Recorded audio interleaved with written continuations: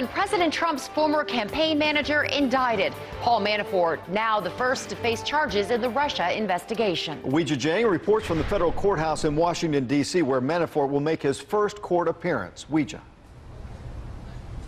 Yeah, Russ and Karen, Paul Manafort is expected to face a judge at 1:30 this afternoon, along with his former business partner, Rick Gates. The indictment paints both men as financial criminals, but does not mention collusion with Russia or President Trump. Still, many legal analysts believe this is just the first of many moves from the special counsel.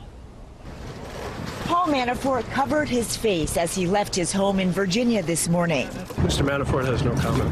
The 68-year-old arrived at the FBI field office in Washington, D.C. to surrender himself to authorities.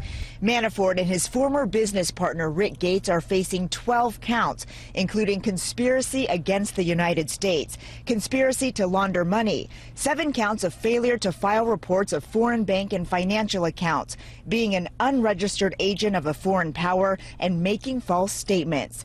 The indictment alleges Manafort and Gates hid their work as agents of the Ukrainian government and its political parties and tried to cover up millions of dollars they made from that work. It adds a substantial layer of complexity. I think just the Ukraine and the Russian connection could add months and months to this investigation. Manafort and Gates will be brought here to the federal courthouse in Washington, D.C. later today, where they will be arraigned during their first court appearance.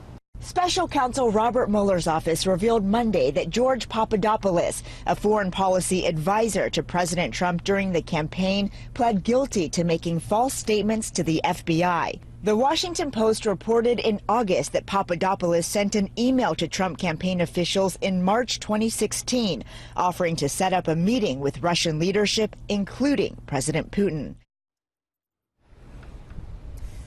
And this investigation is expected to last for months, if not years, and much of it is strategizing to get key players in place. And the fact that Papadopoulos pled guilty is a strong indication that he is cooperating with investigators. Russ and Karen?